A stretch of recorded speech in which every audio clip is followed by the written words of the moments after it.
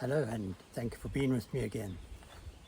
Today I wanted to talk about how the Old Testament outlines what our lives should be in a very practical, earthly way, indicating a lot about our spiritual life and how that should be led.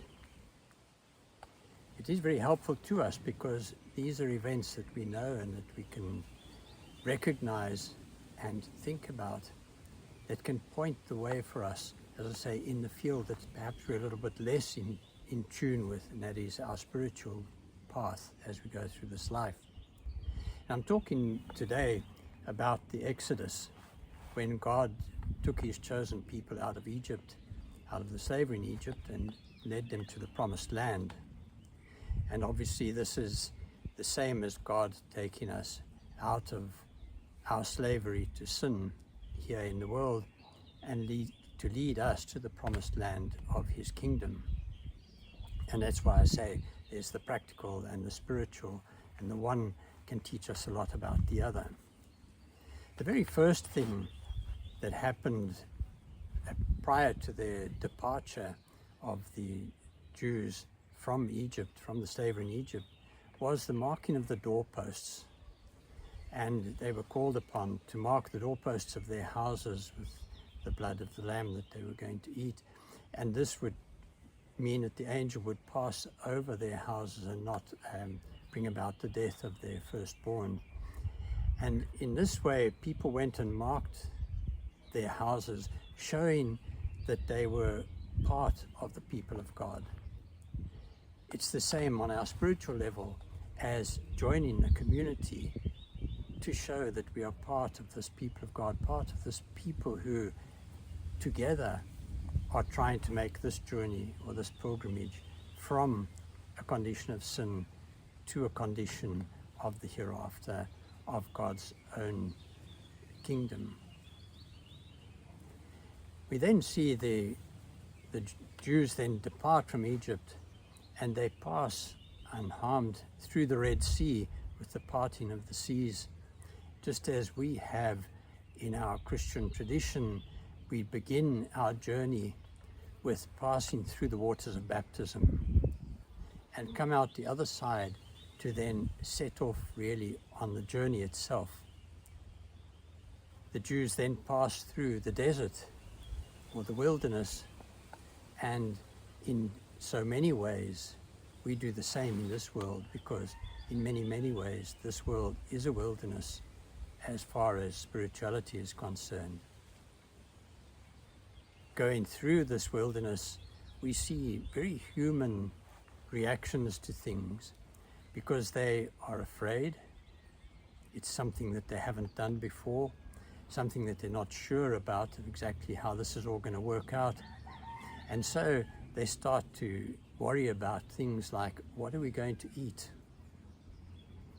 And we know that God first provides manna for them, a form of very fine, almost flour type stuff, that they can then use to make food from and to eat. And this is found on the bed of the desert every morning. And they eat this for a while. But of course they then start to grumble. And they ask Moses, why did you bring us out of Egypt into this desert where we're going to die and we're going to live this very limited life? And this happens in life when people are afraid of letting go what they know and leaving even a state that is not ideal. Is not easy for us when we're not sure what the next step is going to be. But we are called to move on to the next step, to follow, to trust God, and to move with him through our spiritual lives here, irrespective of whether we can see or not see where we are going to next.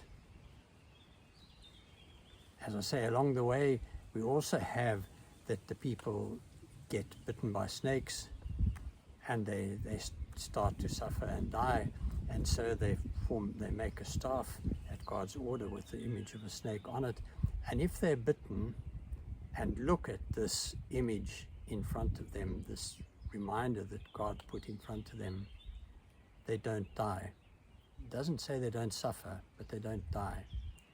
And so in our New Testament times, we have the image of Christ on the cross, that when something happens to us in life, which is difficult for us to accept, difficult for us to understand, if we look at him and see the love he had for us and why he is hanging on the cross is out of love for us, it can give us the strength to not die spiritually. It won't mean that we won't go through trials. We know that we have to go through trials in order to grow, but we won't lose our faith as long as we keep our eyes on Jesus on the cross. We then move on to the thing with the feeding. When the people complained about the only having the manna, we know that God sent quails in the morning, and so they had additional food to eat along the way. They do this journey, and then finally they reach the brink of the promised land. And here there is the second miracle of the parting of the waters, when they pass unharmed through the river Jordan into the promised land. And we on our spiritual path pass through the waters of death into our promised land of the kingdom of God. And so, as I say, there are many similarities between these two events along the way. And it's a very interesting thing that while people were so concerned about what they were going to eat, God provided them with manna and with quails to eat and so on, even when it seemed impossible to find any food there. But if they had have decided, if anyone had have decided they weren't going to eat that food because they didn't like it, or they didn't want to eat that food, they wanted something else, well, we know they would have died because it was a long journey that they made. And then Christ comes and he offers us the Eucharist. He offers us himself as spiritual nourishment along our path. And he says, if you don't eat the spiritual food, you will not have life in you. And how often people choose to not eat that spiritual food and yet expect to stay alive spiritually. You see, Christ chose that sign, and it's extremely interesting that he chose such a simple sign. And obviously as a Catholic, the Eucharist is a thing that we celebrate very often. Most days, just every day there's a Mass, except for Good Friday and Easter Saturday. But the fact of the matter is that that Eucharist is there. It's the simplest possible thing. All I have to do is go to my local church and participate in that Eucharist.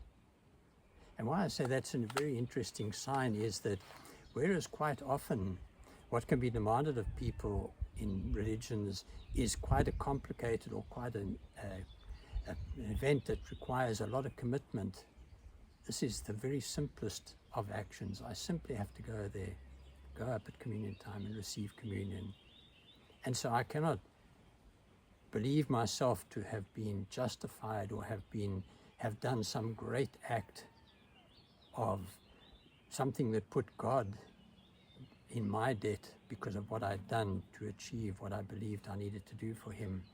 It's such a simple act that is purely out of love of his for me that he offers me this great gift. We have to ask ourselves, if you had been on that journey, what were the things that you would have been most careful of along the way? And surely the very first thing you would have wanted to be sure about was to keep with the group, to remain part of that community. Because if you went off on your own into the wilderness, the chances of your survival were very slim. And on a spiritual level, the same is true. If I don't remain part of the belief community and I go ahead on my own, the chances of my spiritual survival are not very good in this world. And so, as I say, we can look at all stages of this journey of the Jews out of slavery, comparing it to our journey out of the slavery of sin, and think about what we would have done at that stage that's equivalent to what's happening in our lives spiritually. And that very practical thing will give us a very good guideline of what we should be looking out for, what we should be avoiding. And I hope this has been of use to you, and it will help you in deciding how to make your spiritual journey in this life. And may God bless you. Thank you.